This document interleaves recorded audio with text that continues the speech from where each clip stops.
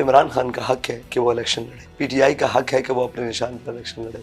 लोगों को पता है कि अगर खुदा न खास्ता कल नवाज शरीफ वज़ीर आज़म का कैंडिडेट हुआ तो उसको पहला वोट देने वाला बिलावल जरदारी होगा। अगर बिलावल कैंडिडेट हुआ तो उसको पहला वोट देने वाला शहबाज शरीफ होगा। अगर वोट के हकदार और सीटों के हकदार को उनका हक ना मिला तो एक तमाशा लग जाएगा पाकिस्तान में। अस्सलाम वालेकुम, मैं हूं वलीद अहमद और मेरे साथ हैं आज सरबराह तहरीक लब्बैक पाकिस्तान साद हुसैन रिजवी साहब। 2018 में टीएलपी ने तकरीबन 22 लाख वोट हासिल किए। ये कराची की वोटों के एतबार से तीसरी बड़ी जमात थी, पाकिस्तान की 5वीं बड़ी जमात थी, लेकिन वो सीटों में कन्वर्ट नहीं हो पाए वोट, वो एक अलग मुद्दा है। 2024 इलेक्शन 2024 की क्या तैयारियां हैं? साद हुसैन रिजवी साहब हमारे साथ मौजूद हैं। सर, शुक्रिया जी। क्या तैयारियां हैं? जी अल्हम्दुलिल्लाह, तहरीक लब्बैक पाकिस्तान ने अपना मंशूर सबसे पहले तमाम जमातों से पहले पेश किया, जो आपकी मीडिया तक पहुंचा, आप तक भी पहुंचा, पूरे पाकिस्तान को पेश किया 25 निकात पर वो। और उसके बाद तहरीक लब्बैक पाकिस्तान ने पूरे पाकिस्तान में 713 कैंडिडेट, तकरीबन इसके ऊपर नीचे कुछ गिनती हो सकती है, 713 कैंडिडेट जो है ना वो मैदान में उतारे। के बाद इलेक्शन कैंपेन का आगाज़ किया। इस वक्त बाकी सारी सियासी जमातें भी इलेक्शन कैंपेन में हैं, लेकिन आप देखें खैबर से कराची तक पाकिस्तान के हर खित्ते में इस वक्त पूरी धरती लब्बैक से गूंज रही है। 16 माह पीडीएम की हुकूमत रही है। एक बार फिर कहा जा रहा है कि उसी तरह की हुकूमत बनेगी। अगर उसी नौयत की हुकूमत बनती है तो आपके ख्याल में जो बहरान इस वक्त मुल्क में नज़र आ रहे हैं वो ख़त्म हो पाएंगे? बहुत बड़ा तमाशा लगेगा अगर उस तरह की हुकूमत बनी तो, बहुत बड़ा तमाशा लगेगा। और अगर उससे पहले एक तमाशा लग जाएगा, अगर वोट के हकदार और सीटों के हकदार को उनका हक ना मिला तो एक तमाशा लग जाएगा पाकिस्तान में। देखिए, इमरान खान को मुसल्लत किया गया और तब कौम ने बादिल नखास्ता कबूल कर लिया। फिर उसके बाद पीडीएम को जब मुसल्लत किया गया तो पीडीएम काबिल कबूल नहीं हुई। ये हकायक है, जितने भी उनकी हुकूमती साल की सवा साल की जो भी उन्होंने यहाँ किया। और इसके बाद अगर अब ऐसा तजर्बा एक और पाकिस्तान के ऊपर किया गया ना तो कौम बददिल हो जाएगी और कौम का एतबार हर चीज़ से उठ जाएगा। यानी कि अभी भी मैं ये समझता हूँ कि 50-50 कौम है कि यार ठीक है इलेक्शन हो रहे हैं, और अगर इलेक्शन का रिज़ल्ट कौम की तवक्कुआत के बरक्स और कौम ने जिनके हक़ में फ़ैसला दिए उनके बरक्स निकला तो ये सारे सिस्टम से एतबार उठ जाएगा। जो माहौल है, लगता है कि शफाफ इंतखाबात होंगे? नहीं, बिल्कुल भी नहीं लगता। और मैं ये समझता हूँ कि वो 70 के इंतखाबात के बाद आज तक कोई इंतखाबात शफाफ नहीं हुए, लेकिन कम से कम काबिल कबूल रहे हैं। इतनी हद तक ज़रूर रहे हैं कि काबिल कबूल रहे हैं। लेकिन जो अब सूरत हाल नज़र आ रही है, देखें, सच्ची बात और सीधी बात यह है कि हर पार्टी अपनी बका की जंग लड़ रही है। आप कितनी देर मायूस रख सकेंगे, कितनी देर किसी को किसके हक से मरूम रखेंगे? आखिर तंग आमद बजंग आमद। पीटीआई, बानी पीटीआई के खिलाफ जो केसेस चल रहे हैं, आपके ख्याल में वो तमाम केसेस मेरिट पर चल रहे हैं? देखें, इस पाकिस्तान में जितने भी सियासी क़यादतों के ख़िलाफ़ केसेस बनाए जाते हैं वो नज़रिया ज़रूरत के तहत होते हैं। और आज तक बड़ी बड़ी सियासी क़यादतें जिनको तख्ता-ए-दार पर लटका दिया गया और जो अभी तक मौजूद हैं, जेलों में हैं या बाहर हैं, उन तमाम के ऊपर जितने भी केसेस हैं वो हक़ाइक़ पर मबनी नहीं है। जो हक़ाइक़ पर मबनी चीज़ें हैं उन्हें कौम के सामने कभी आने नहीं दिया गया, क्योंकि उसके अंदर बहुत सारी चीज़ें मुलव्वस होती हैं। आपने कराची में एक बड़ा जलसा किया, उसी जलसे में आपने ये फरमाया कि 10-10 करोड़ रुपए लेकर टिकट फरोख्त किए गए। नाम नहीं बताया आपने, कौन सी सियासी जमातें हैं? बहुत सारी सियासी जमातें हैं। पंजाब के अंदर नून लीग ने ये काम किया है, पीपल्स पार्टी ने ये काम किया है। अच्छा, वो तरीका वारदात बड़ा कमाल है कि आप उसको पार्टी फ़ंड का नाम दे देते हैं कि जी हमने पार्टी फ़ंड लिया है। और अभी यहाँ जो कराची में आपने बंदरबांट देखी है टिकटों की, और जो ऊपर नीचे एडजस्टमेंट हुई है, तो वो क्या इन नाजायज़ पैसों के बगैर हुई है? ये सारी चीज़ें मौजूद रही हैं। तो मैं सबका नाम लेता हूँ, इन्होंने फ़रोख्त किए हैं। इससे पहले भी जो सियासी पार्टी हैं उनका यही वतीरा और दस्तूर रहा है। इमरान खान साहब ने भी जो पंजाब का इलेक्शन आया था, उसमें 8-8, 5-5, 6-6 करोड़ का, ये तो मैं खुद ऐनी शाहिद हूँ कि लोगों को दिए। और बहुत सारे लोग जब छोड़ के आए तो उन्होंने कहा कि पैसे भी गए और टिकट भी गई। तो अभी भी नून लीग ने बहुत सारे लोगों को, बल्कि ज़्यादातर पैसा, तो ये बुनियाद नहीं होना चाहिए ना। आप अपने पहली चीज़ ही फ़रोख्त कर रहे हैं, तो आप तो अपने आप को काबिल फ़रोख्त करके कौम के सामने आ रहे हैं, तो ये मुनासिब नहीं। मुल्क में जमहूरियत है, हर सियासी जमात का हक है कि वो इंतखाबात में हिस्सा ले, लेकिन एक बड़ी सियासी जमात वो इस खेल से इस वक्त आउट है। इस फैसले को आप कैसे? नहीं, ये फैसला सरासर गलत है। देखें, हर पाकिस्तान का आइन हर पाकिस्तानी को ये हक देता है कि वो इलेक्शन लड़े या इलेक्शन कमीशन में अपनी जमात रजिस्टर करा के। तो इमरान खान का हक है कि वो इलेक्शन लड़े, ठीक है जी। पीटीआई का हक है कि वो अपने निशान पर इलेक्शन लड़े। कराची पाकिस्तान का माशी हब है, यहाँ की एक बड़ी सियासी जमात है एमक्यू, उसके मुख्तलिफ धड़े एक हो गए हैं। तो आपके ख्याल में मुस्तफ़ा कमाल माजी में परफॉर्म करते रहें, क्या एमक्यूएम आपको नहीं लगता दोबारा से शहर को बेहतर कर पाएगी? देखें, अगर आप ये समझते हैं कि हम माजी को देखकर मुस्तकबिल का फ़ैसला करेंगे या हाल का फ़ैसला करेंगे, अगर कौम ये समझती है कि माजी में एमक्यूएम ने कराची को बेहतर किया, तो फिर ठीक है, मुस्तकबिल में अपना फ़ैसला एमक्यूएम बना ले। अगर वो समझती है कि हमारे माजी में एमक्यूएम ने हमारे साथ जो कुछ किया है, हमारे शहर के साथ या हमारे इलाके के साथ, सिंध के साथ जो भी किया है, अगर वो ये समझती है, तो मेरा ख़्याल है वो भूल कर ख्वाब में भी ये फ़ैसला नहीं करेंगे कि हम ऐसी जमात की तरफ या ऐसी तरफ जाएंगे। एक शहर की और जमात है जो काफ़ी ज़्यादा मुतारिक है, वो है जमात इस्लामी।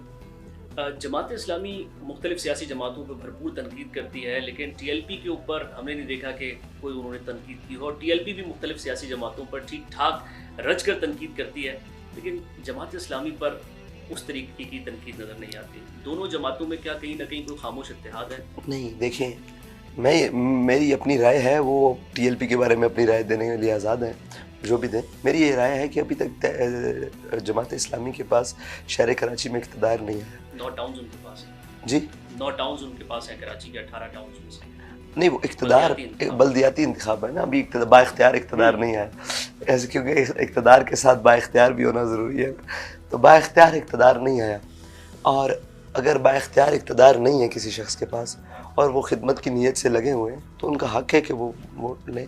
ये तो पता तब लगेगा जब वो किसी जमात की अपोजिशन बर्दाश्त करेंगे। अभी तो वो खुद अपोजिशन में है, और मैं ये समझता हूँ, और उनका माजी के अंदर कोई ऐसी बात नहीं है जिससे हम कोई ले सकें। बाकी उनके तर्ज़ सियासत से हमें इख्तिलाफ है, तो वो हमें हक है कि हम उनके साथ इख्तिलाफ रखें। भी हक है कि वो बिल्कुल उनको हक है, और वो करते भी हैं, और हम उसको खुशदिली से कबूल भी करते हैं। सारी जमातों का इख्तिलाफ हम खुशदिली से कबूल करते हैं, ऐसी बात नहीं है। लेकिन किसी का माजी तो कम अज़ कम इस तरह का ताबनाक ना हो ना, कि वो फिर किसी के बारे में बात करते हुए भी डर लगता हो, या किसी के बारे में ये कहते हुए डर लगता हो कि यार ये पता नहीं क्या करेंगे।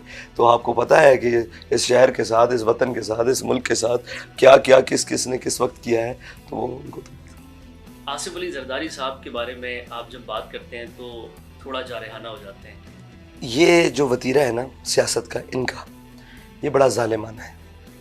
आप देखें, आज़ादाना उन्होंने सियासत की है हमेशा। सिंध में उन्होंने किसी को पनपने नहीं दिया, कोई पार्टी उठी है उसके साथ कर दिए।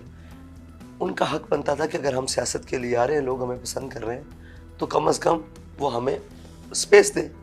वो जहाँ मर्जी आके करें, लाहौर में वो आके कंपेन करेंगे, मैं कभी भी उन पर तनकीद नहीं करूँगा। इसलिए मैं उनके शहर में आता हूँ और वो हमारे लोगों को गोलियाँ मारेंगे, वो उनको शहीद करेंगे, तो फिर रवैया तो जारहाना होगा। आखिर खून जो है ना, खून वो और हैं लोग हैं जो अपने मफादात के लिए इस्तेमाल करते हैं, फेंक देते हैं। हमारे यहाँ कारकुन से कायद और कायद से कारकुन तक एक बड़ा रिलेशन है, तो हमें दर्द उतनी होती है जितनी हमें खुद लगने की, गोली लगने की, मार पड़ने की दर्द होती है।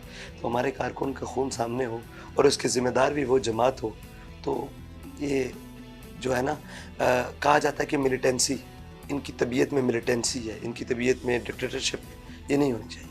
और इन्होंने अपने लोगों की तरबियत ऐसी की है कि वो खूनखार तबीयत के लोग हैं, और वो जारहाना और वडेराना ज़हन में थे। तो इसके तो हम शुरू से बागी हैं, इसके तो हम शुरू से खिलाफ हैं। इस वक्त नवाज शरीफ और बिलावल भुट्टो एक दूसरे पर तनकीद कर रहे हैं, पीडीएम गवर्नमेंट में भी साथ रहे, क्या वजह नज़र आती है इसकी?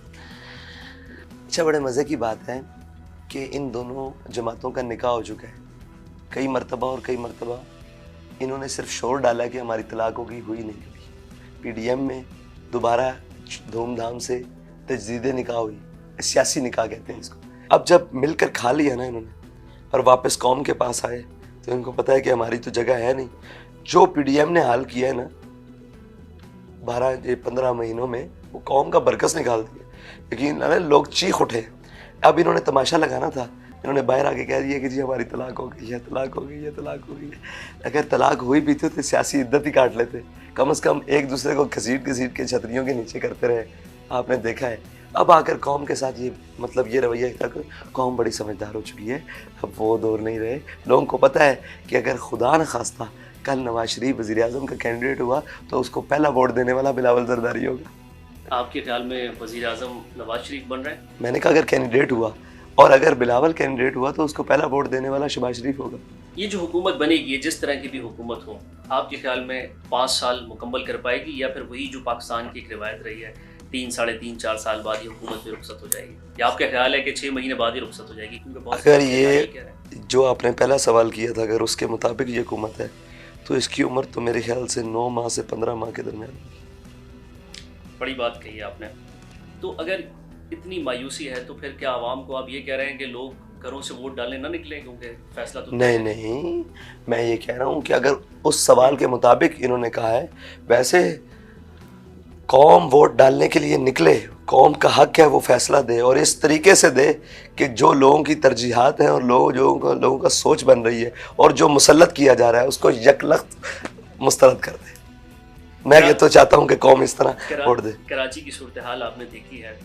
बिलावल भुट्टो जरदारी साहब ने मुबारकबाद दी है मुर्तज़ा वहाब को कि आपने कराची का पानी चंद घंटों में साफ कर दिया। देखें, वो पंजाबी की एक मिसाल है, अन्ना मंडे रेवड़ियाँ ते मुड़ मुड़ कर। ये वो हिसाब है कि तू मुरा हाजी बगो मन तुरा हाजी बगो, कि तू मुझे हाजी हाजी कह मैं तुझे हाजी हाजी कहता हूँ। बस ये वो वाला हाल है। आप देखें शहर अभी भी देख कर आ रहे हैं, शहर से पानी निकालना तो दूर की बात, वो तो मेन शाहराहों से पानी नहीं निकल सका, मेन शाहराहें अभी भरी पड़ी हैं। तो ये वो तिफल तसल्लियाँ हैं जिन्होंने कौम को पहले भी बर्बाद किया है और अब भी इसके अंदर देखें जिनकी बुनियाद झूठ पर है ना। अब इससे मैं और बड़ी बात क्या कहूँ, यानी कि मेरे मुंह से कोई ऐसे अल्फाज निकल जाएंगे जो नाकाबिले नाम के ऑनर हो जाएंगे। भाई क्या तमाशा है मुल्क के साथ, कौम के साथ क्या तमाशा है कि शहर बड़ा पड़ा है और आप ट्वीटें करके मुबारकबाद दे रहे हो। यानी शहर के अंदर आप एक दफ़ा उतर के तो देखें, आप भी देख कर आए हैं, मैं भी देख कर आया हूँ, शहर गलाजत से भरा पड़ा है। गटर के पानी और जनाब वो बारिश का पानी मिलकर ताफुन का एक जनाब बाजार और बबाब फैली हुई है, और वो ट्वीटों में मुबारकबाद दे रहे हैं। तो जिन कौमों की तबाही के मशवरे हो चुके हो ना, उनके ज़िम्मेदारान ऐसी हरकत किया करते हैं। अगरचे कि शहर कराची की भी सूरत हाल कोई काबिल तारीफ़ नहीं है, पाकिस्तान भर के हालात भी अच्छे नहीं हैं, लेकिन इसके बावजूद मोहतरम साद रिजवी साहब हों या फिर पाकिस्तान के जो दीगर कायदीन हैं वो यही कह रहे हैं कि वोट डालना आपकी ज़िम्मेदारी है और इस फ़र्ज़ को ज़रूर निभाइए।